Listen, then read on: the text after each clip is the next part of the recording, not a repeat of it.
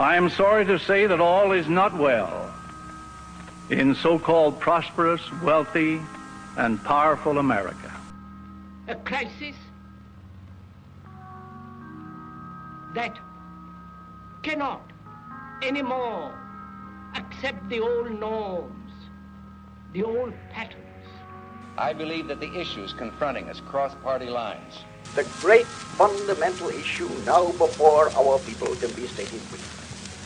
It is, are the American people fit to govern themselves, to rule themselves, to control themselves? I believe that the majority of the plain people of the United States will, day in and day out, make fewer mistakes in governing themselves than any smaller class or body of men, no matter what their training, will make in trying to govern. We've had hope. We've had faith. Faith in church, faith in politics, faith in leaders. Whether we believe in our capacity for self-government or whether we abandon the American Revolution and confess that a little intellectual elite in a far distant capital can plan our lives for us better than we can plan them ourselves.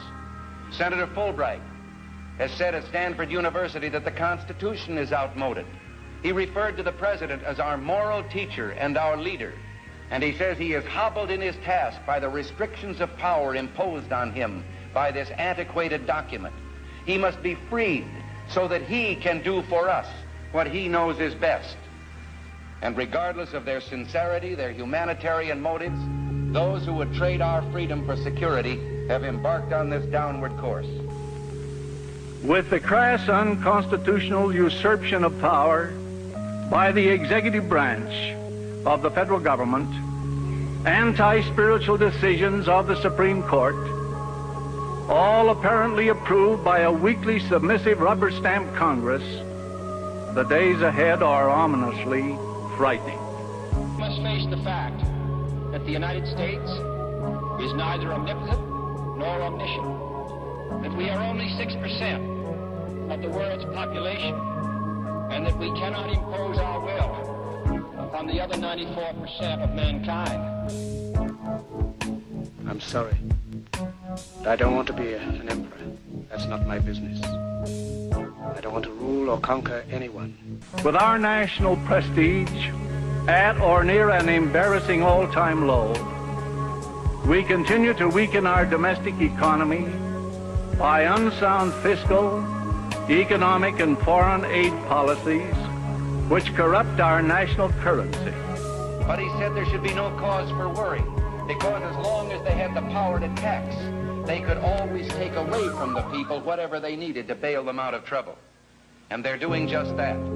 Was Barry Goldwater so irresponsible when he suggested that our government give up its program of deliberate planned inflation, so that when you do get your Social Security pension, $1 will buy a dollar's worth and not 45 cents worth? When we come to realize that the yearly expenses of the governments of this country, the stupendous sum of about $7.5 billion, such a sum is difficult to comprehend.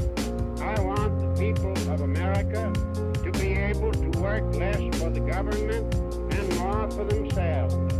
I want them to have the rewards of their own industry. This is the chief meaning of freedom. These proliferating bureaus with their thousands of regulations have cost us many of our constitutional safeguards. How many of us realize that today federal agents can invade a man's property without a warrant? They can impose a fine without a formal hearing, let alone a trial by jury, and they can seize and sell his property at auction to enforce the payment of that fine. If I lived in China or even Russia or any totalitarian country, maybe I could understand some of these illegal injunctions. Private property rights so diluted that public interest is almost anything a few government planners decide it should be. In a program that takes from the needy and gives to the greedy. These results are not fanciful. They are not imaginary. They are grimly actual and real, reaching into every household in the land, until we can reestablish a condition under which the earnings of the people can be kept by the people. We are bound to suffer a very severe and distinct curtailment of our liberty.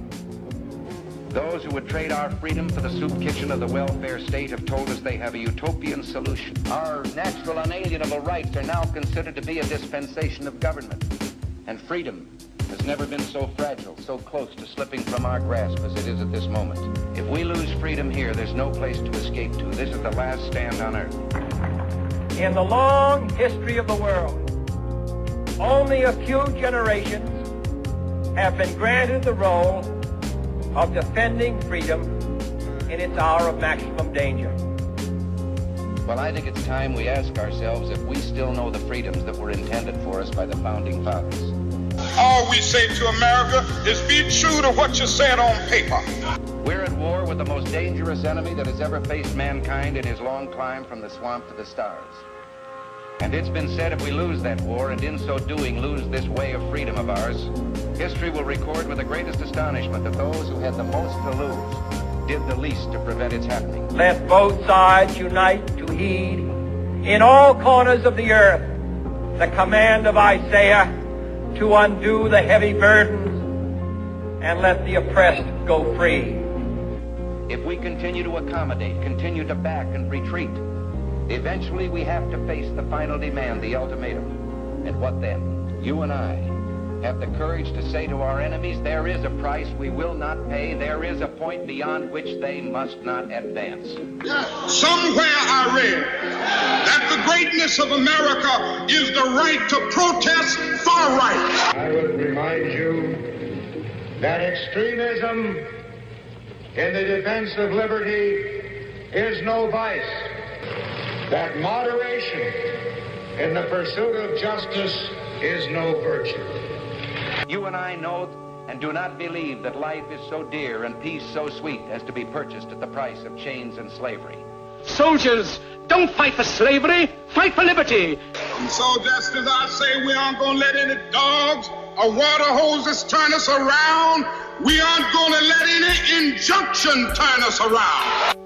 Soldiers, don't give yourselves to brutes, men who despise you, enslave you, who regiment your lives, tell you what to do, what to think, and what to feel, who drill you, diet you, treat you like cattle, use you as cannon fodder.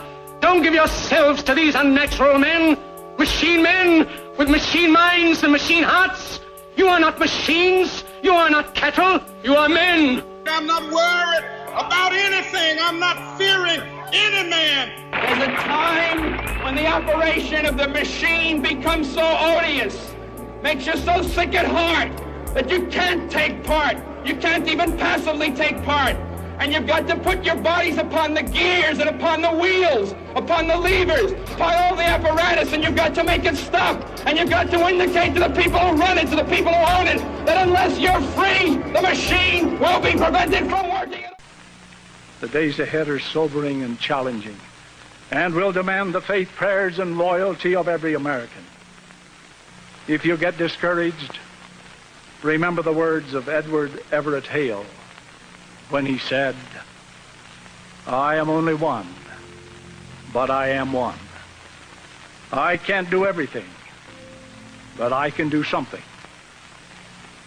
What I can do, that I ought to do. And what I ought to do, by the grace of God, I shall do. The hate of men will pass, and dictators die, and the power they took from the people will return to the people.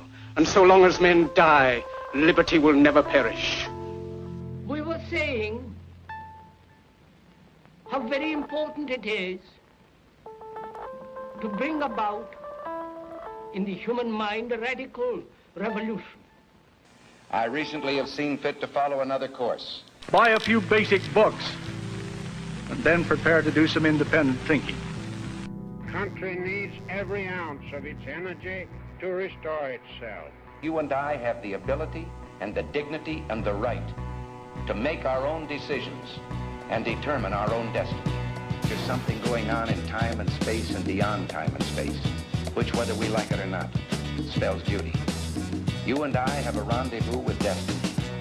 We'll preserve for our children this, the last best hope of man on earth, or we'll sentence them to take the last step into 1,000 years of darkness.